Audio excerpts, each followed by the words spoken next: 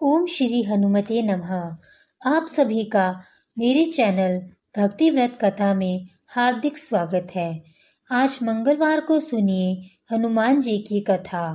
एक नगर में एक वृद्धा रहती थी। उसका एक ही पुत्र था। उस वृद्धा की हनुमान जी पर बहुत ही गहरी आस्था थी। वह हर मंगलवार का व्रत रखती थी और हनुमान जी की पूजा आराधना करती थी। एक बार हनुमान जी के मन में उस वृद्ध महिला की श्रद्धा का परीक्षण करने का विचार आया। हनुमान जी साधु का वेश धारण कर वृद्धा के घर गए और पुकारने लगे कि है कोई हनुमान भक्त जो हमारी इच्छा पूर्ण करे। तब आवाज सुन वृद्धा के कान में पड़ी। पुकार सुनकर वृद्धा जल्दी से बाहर आई और साधु को प्रणाम कर बोली, आज्ञा महाराज। हनुमान वेशधारी साधु बोले, मैं भूखा हूँ, भोजन करूँगा, तुम थोड़ी सी जमीन लीप दो। वृद्धा दुविधा में पड़ गई, अतः हाथ जोड़कर बोली, महाराज, लीपने और मिट्टी खोदने के अतिरिक्त आप कोई दूसरी आज्ञा दे, मैं अवश्य पूर्ण करूँगी। साधु ने 3 बार प्रतिज्ञा करवाने के बाद कहा, तू अपने बेटे को बुला, मैं उसकी पीठ पर आग जलाकर भोजन बनाऊंगा। यह सुनकर वह वृद्धा घबरा गई, परंतु वह प्रतिज्ञाबद्ध थी। उसने अपने पुत्र को बुलाकर साधु को सौंप दिया। साधु वेशधारी हनुमान जी ने वृद्धा के हाथों से ही उसके पुत्र को पेट के बल लिटाया और उसकी पीठ पर आग लगवा दी। आग जलाकर दुखी मन से वृद्धा अपने घर चली गई। इधर भोजन बनाकर साधु ने वृद्धा को बुलाकर कहा कि उनका भोजन बन गया है, तुम अपने पुत्र को पुकारो ताकि वह भी आकर भोग लगा ले। इस पर वृद्धा बोली, उसका नाम लेकर मुझे और कष्ट ना दे। लेकिन जब साधु महाराज नहीं माने तो वृद्धा ने अपने पुत्र को आवाज लगाई। वह अपनी माँ के पास आ गया और अपने पुत्र को जीवित देखकर वृद्धा को बहुत ही आश्चर्य हुआ। वह साधु के चरणों में गिर पड़ी। तब हनुमान जी अपने वास्तविक रूप में प्रकट हुए और वृद्धा को भक्ति का आशीर्वाद दिया। प्रेम से बोलिए, जय हो बजरंग बली की। आइए अब सुनते हैं मंगलवार व्रत की पौराणिक कथा। एक समय पांडवों की सभा में श्री कृष्ण जी बैठे हुए थे। तब युधिष्ठिर ने भगवान श्री कृष्ण से प्रश्न किया कि हे प्रभु गोविंद, आपने मेरे लिए अनेकों कथा सुनाई है। आज आप कृपा करके ऐसा व्रत या कथा सुनाए जिसके करने से मनुष्य को रोग चिंता का भय समाप्त हो जाए और उनको पुत्र की प्राप्ति हो। हे प्रभु, बिना पुत्र जीवन व्यर्थ है। पुत्र के बिना मनुष्य नरकगामी होता है। पुत्र के बिना मनुष्य ऋण से छुटकारा नहीं पा सकता और ना ही उसका पूर्ण नामक नरक से उद्धार हो सकता है। अतः पुत्रदायक व्रत बताएं। श्री कृष्ण भगवान बोले, हे राजन, एक प्राचीन इतिहास सुनाता हूँ, आप उसे ध्यान पूर्वक सुनो। कुंडलपुर नामक एक नगर था। उसमें नंदा नामक एक ब्राह्मण रहता था। भगवान की कृपा से उसके पास सब कुछ था, फिर भी वह दुखी था। इसका कारण यह था कि ब्राह्मण की स्त्री सुनंदा की कोई संतान नहीं थी। सुनंदा प्रतिव्रता थी, भक्ति पूर्वक श्री हनुमान जी की आराधना करती थी। मंगलवार के दिन व्रत करके अंत में भोजन बनाकर हनुमान जी की आराधना करती थी। मंगलवार के दिन व्रत करके अंत में भोजन बनाकर हनुमान जी को भोग लगाने के बाद स्वयं भोजन करती थी। एक बार मंगलवार के दिन ब्राह्मणी गृह कार्य की अधिक के कारण हनुमान जी को भोग नहीं लगा सकी, तो इस पर उसे बहुत ही दुख हुआ। उसने कुछ भी नहीं खाया और अपने मन में प्रण किया कि अब तो अगले मंगलवार को ही हनुमान जी को भोग लगाकर अन्न और जल ग्रहण करूंगी। ब्राह्मणी सुनंदा प्रतिदिन भोजन बनाती, श्रद्धापूर्वक पति को खिलाती, परंतु स्वयं भोजन नहीं करती और मन ही मन श्री हनुमान जी की आराधना करती थी। इसी प्रकार 6 दिन गुजर गए और ब्राह्मणी सुनंदा अपने निश्चय के अनुसार भूखी प्यासी निराहार रही। अपने मंगलवार को ब्राह्मणी सुनंदा प्रातःकाल ही बेहोश होकर गिर पड़ी। ब्राह्मणी सुनंदा के इस असीम भक्ति के प्रभाव से श्री हनुमान जी बहुत प्रसन्न हुए और प्रकट होकर बोले, सुनंदा, मैं तेरी भक्ति से बहुत प्रसन्न हूँ, तू उठ और वर मांग। सुनंदा अपने आराध्य देव श्री हनुमान जी को देखकर आनंद की अधिकता से विभल होकर श्री हनुमान जी के चरणों में गिरकर बोली, हे प्रभु, मेरे कोई संतान नहीं है, कृपा करके मुझे एक पुत्र और एक कन्या प्रदान करें, आपकी अति कृपा होगी। श्री हनुमान जी बोले, तेरी इच्छा पूर्ण होगी, तेरे एक कन्या पैदा होगी, उसके अष्टांग प्रतिदिन सोना दिया करेंगे। इस प्रकार कहकर महावीर जी अंतर्ध्यान हो गए। ब्राह्मणी सुनंदा बहुत हर्षित हुई और समाचार अपने पति से कहा। ब्राह्मण देव कन्या का वरदान सुनकर कुछ दुखी हुए, परंतु सोना मिलने की बात सुनी तो बहुत प्रसन्न हुए।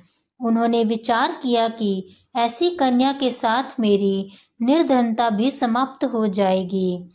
हनुमान जी की कृपा से ब्राह्मणी गर्भवती हुई और 10वें महीने में उसे बहुत ही सुंदर पुत्री प्राप्त हुई। यह बच्ची अपने पिता के घर में ठीक उसी तरह से बढ़ने लगी जिस प्रकार शुक्ल पक्ष का चंद्रमा बढ़ता है। 10वें दिन ब्राह्मण ने उस बालिका का नामकरण संस्कार करवाया।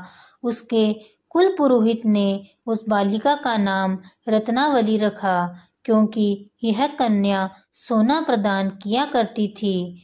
इस कन्या ने पूर्व जन्म में बड़े ही विधान से मंगल देव का व्रत किया था। रत्नावली का अष्टांग बहुत सा सोना देता था।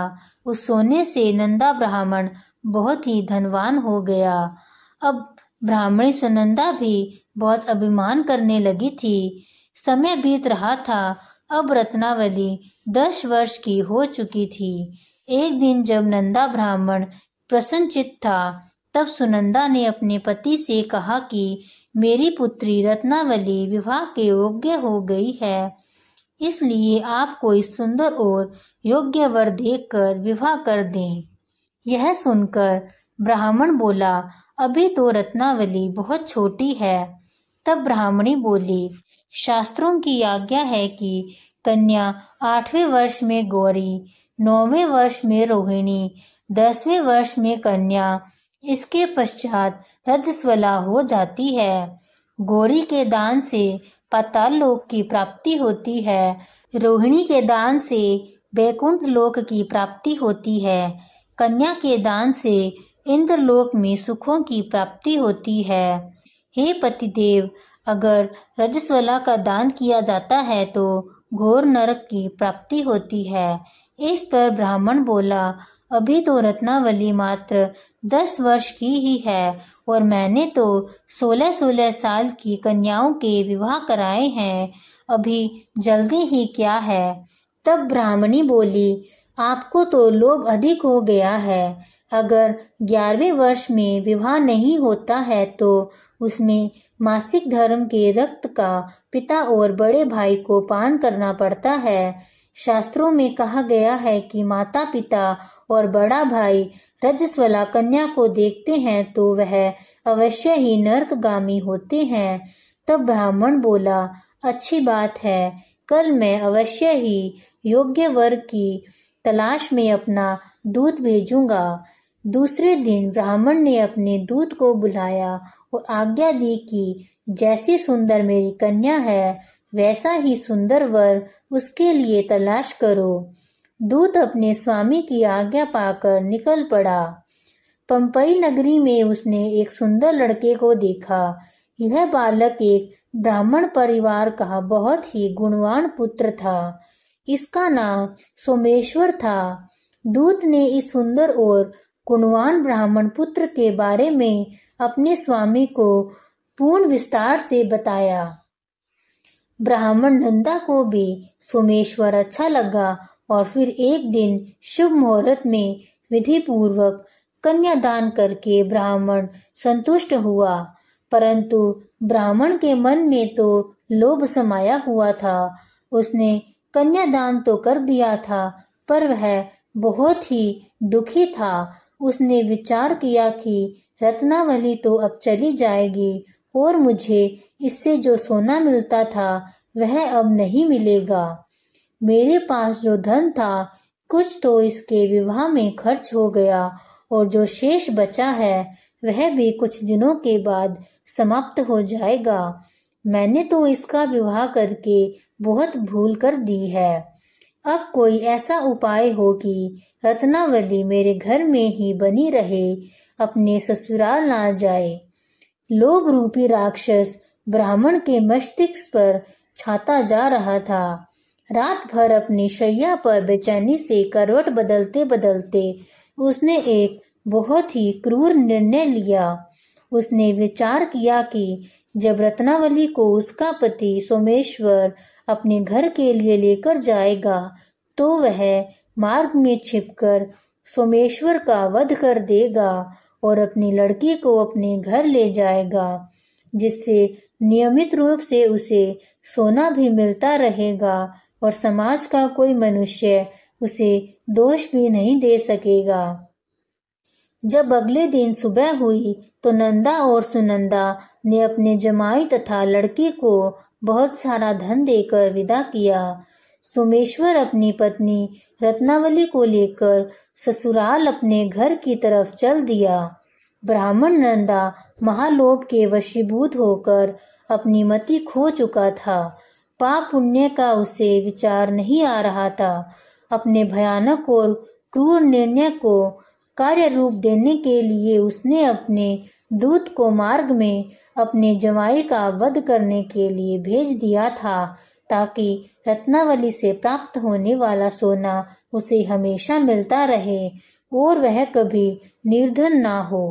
ब्राह्मण के दूत ने अपने स्वामी की आज्ञा का पालन करते हुए उसके जमाई सोमेश्वर का मार्ग में ही वध कर दिया। समाचार प्राप्त कर ब्राह्मण नंदा उसी मार्ग में पहुंचा और रोती हुई अपनी पुत्री रत्नावली से बोला, हे पुत्री, मार्ग में लुटेरों ने पति का वध कर दिया है। भगवान की इच्छा के आगे किसी का वश नहीं चलता। अब तू घर चल, वहां पर ही रहकर शेष जीवन व्यतीत करना। जो भाग्य में लिखा है वही होगा। अपने पति की अकाल मृत्यु से रत्नावली बहुत दुखी हुई और रोती हुई अपने पिता से बोली, हे पिताजी, इस संसार में जिस स्त्री का पति नहीं है उसका जीना व्यर्थ है। मैं अपने पति के साथ ही अपने शरीर को जला दूंगी और सती होकर अपने इस जन्म को, माता पिता के नाम को तथा सास ससुर के यश को सार्थक करूंगी। ब्राह्मण नंदा अपनी पुत्री रत्नावली के वचनों को सुनकर बहुत दुखी हुआ। विचार करने लगा कि मैंने व्यर्थ ही जमाई वध का पाप अपने सिर लिया है। रत्नावली तो उसके पीछे अपने प्राण तक देने को तैयार है। मेरा तो दोनों तरफ से मरण हो गया। धन तो अब मिलेगा नहीं। जमाई वध के पाप के फल स्वरूप यम यातना भुगतनी पड़ेगी। यह सोचकर वह बहुत ही दुखी हुआ। सोमेश्वर की चिता बनाई गई। रत्नावली सती होने की इच्छा से अपने पति का सर अपनी गोद में रखकर चिता में बैठ गई। जैसे ही सोमेश्वर की चिता को अग्नि लगाई, वैसे ही प्रसन्न होकर मंगल देव वहां प्रकट हुए और बोले, हे रत्नावली, मैं तेरी पति भक्ति से बहुत ही प्रसन्न हूँ। तू कोई वर मांग। तब रत्नावली ने अपने पति का जीवन दान मांगा।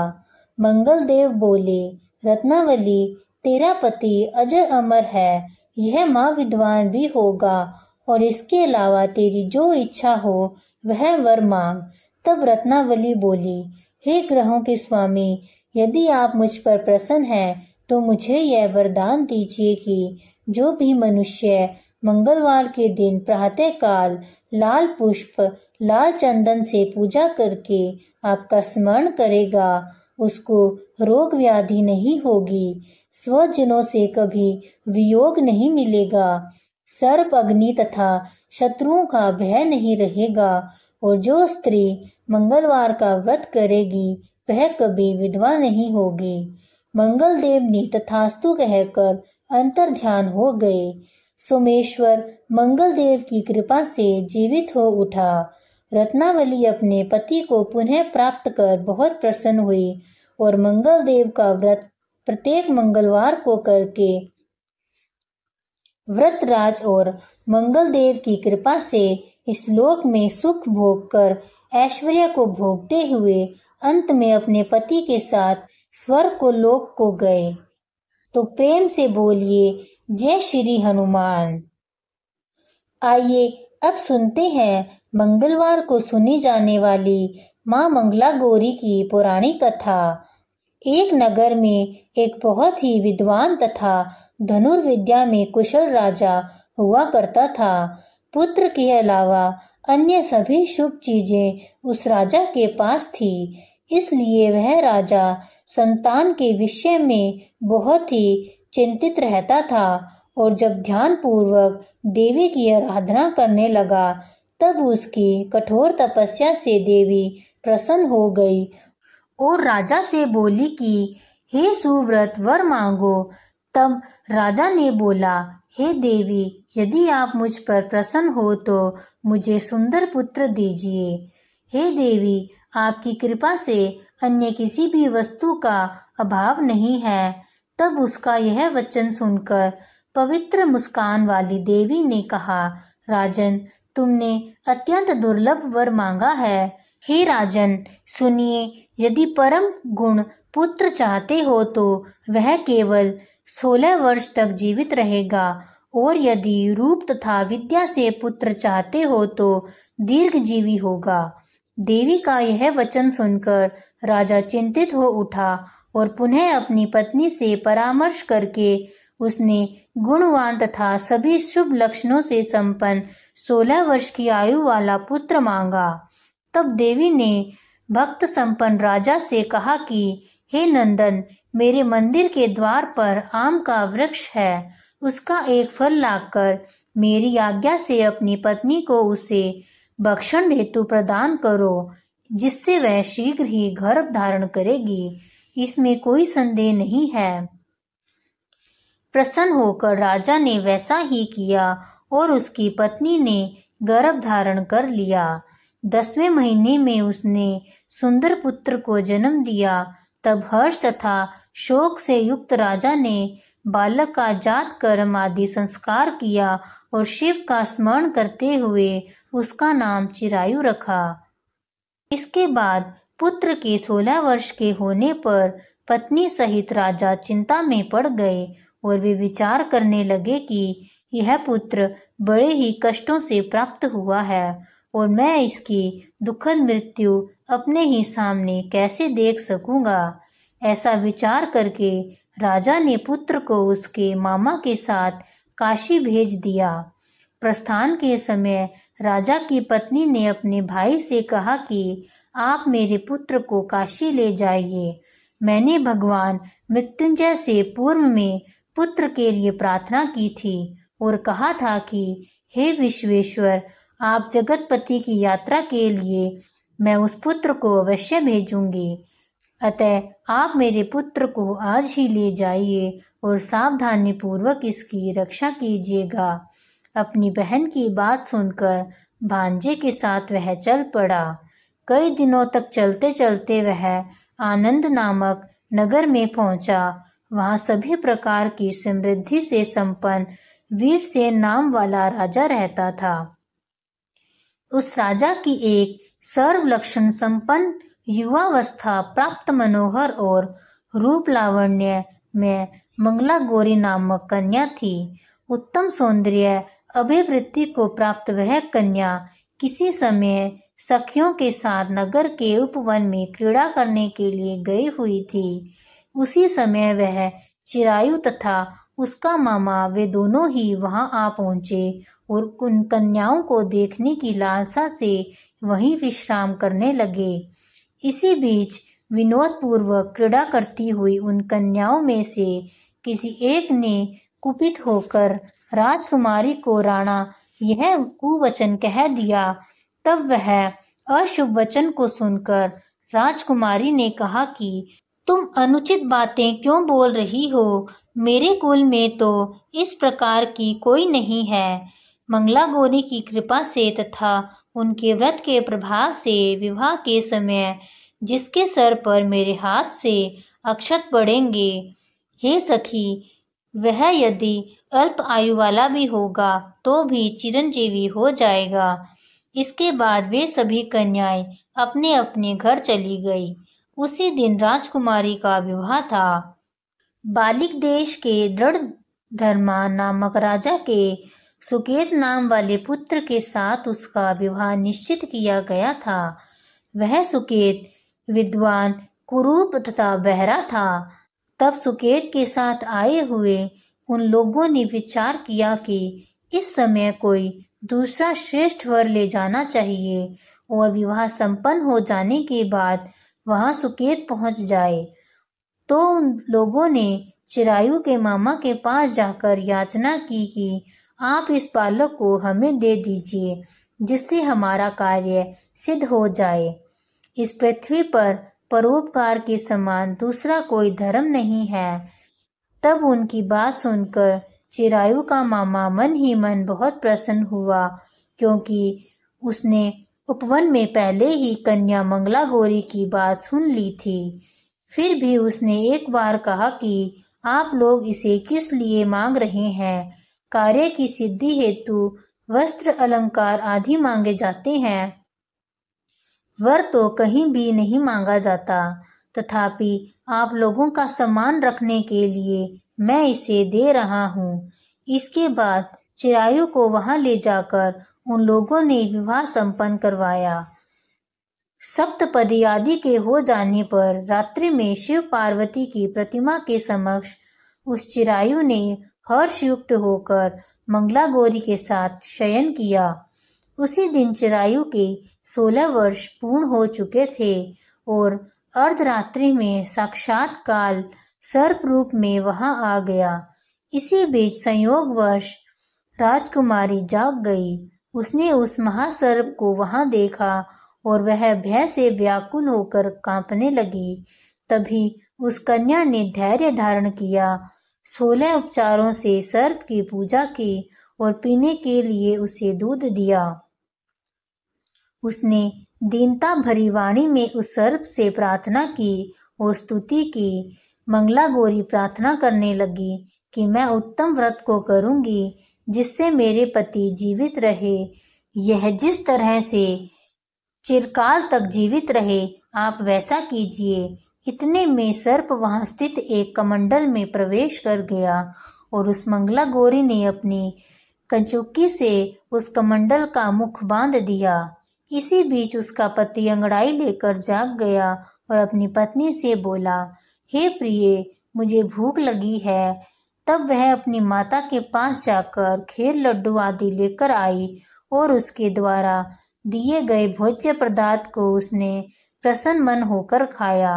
भोजन के बाद हाथ धोते समय उसके हाथ से अंगूठी गिर पड़ी। तांबुल खाकर वह पुनः सो गया। उसके बाद मंगला गौरी कमंडल को फेंकने के लिए जाने लगी। विधि की कैसी गति है कि उस कमंडल में से बाहर की ओर जगमग करती हुई हार कांति को देखकर वह आश्चर्यचकित हो गई। घर में स्थित उस हार को उसने अपने कंठ में धारण कर लिया। इसके बाद कुछ रात शेष रहते ही चिरायु का मामा आकर उसे ले गया। इसके बाद वर पक्ष के लोग सुकेत को वहां ले आए। उसने देखकर मंगला गौरी ने कहा कि यह मेरा पति नहीं है। तब उन सभी ने उससे कहा कि हे शुभ, तुम यह क्या बोल रही हो? यहाँ तुम्हारा कोई परिचायक हो तो उसे हम लोगों को बताओ। मंगला गौरी बोली, जिसने रात में 9 रत्नों की बनी अंगूठी दी है, उसकी अंगुली में से इसे डालकर परिचायक निशानी देख लो। मेरे पति ने रात्रि में जो मुझे हार दिया था, उसके रत्नों का समुदाय कैसा है, उस बात को यह बताएं। यह तो कोई अन्य ही है। इसके अलावा रात में परस्पर भाषण तथा भोजन आदि जो कुछ किया गया था, उसे भी यह बता दे। तब यह निश्चय ही मेरे पति हैं।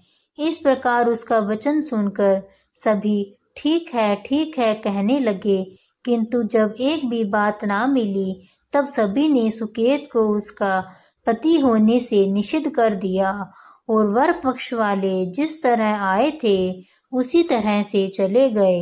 उसके बाद अपने वंश को बढ़ाने वाली महान यश से संपन्न तथा परम मनस्विनी मंगला गौरी के पिता ने अन्नपान आदि का सत्र चलाया। उन्होंने वर पक्ष का वृत्तांत कानों कान सुन लिया कि स्वरूप से कुरूप होने के कारण लोगों के द्वारा किसी अन्य वर को आदरपूर्वक लाया गया था। तब उन्होंने अपनी कन्या को पर्दे के भीतर बिठा दिया। उसके बाद 1 वर्ष बीतने पर यात्रा करके चिरायु अपने मामा के साथ यह देखने आया कि विवाह के बाद वहाँ क्या हुआ। तब भीतर से उसे देखकर वह मंगला गौरी अत्यंत प्रसन्न हुई और माता पिता से बोली कि मेरे पति आ गए हैं। तब राजा ने अपने स्वजनों को बुलाकर पूर्व में कहे गए सभी परिचयों को निशानी को देखकर मंद मुस्कान वाली अपनी कन्या चिरायु को सौंप दी। राजा ने शिष्ट जनों को साथ लेकर विवाह का उत्सव कराया। इसके बाद राजा वीर सहज ने वस्त्र आभूषण आदि, सेना, घोड़े, रथ और अन्य भी बहुत सी सामग्रियां देकर उन्हें विदा किया। उसके बाद कुल को आनंदित करने वाला वह चिरायु पत्नी तथा मामा को साथ लेकर सेना के साथ अपने नगर पहुंचा। लोगों के मुख से उसे आया हुआ सुनकर उसके माता पिता को विश्वास नहीं हुआ। उन्होंने सोचा कि ये कैसे हो सकता है। इतने में वह अपने माता पिता के पास आ गया और स्नेह से परिपूर्ण वह चिरायु भक्तिपूर्वक उनके चरणों में गिर पड़ा। तब अपने पुत्र का मस्तक छूकर उन दोनों ने परम आनंद प्राप्त किया। पुत्र वधू मंगला गौरी ने भी सास ससुर को प्रणाम किया। तब सास उसे अपनी गोद में बिठाकर सारा वृत्तांत शीघ्रतापूर्वक पूछने लगी। तब पुत्र वधू ने भी मंगला गौरी की उत्तम व्रत महात्म्य तथा जो कुछ घटित हुआ था वह सब वृत्तांत बताया। जो कोई भी इसका श्रवण करता है या जो इसे कहता है, उसके सभी मनोरथ पूर्ण हो जाते हैं, इसमें कोई संदेह नहीं है। प्रेम से बोलिए मंगला गौरी माता की जय हो। आपको यह मंगलवार कथा अच्छी लगी हो तो वीडियो को लाइक करिएगा, शेयर कीजिएगा और चैनल को सब्सक्राइब भी करिएगा। जय बजरंगबली की।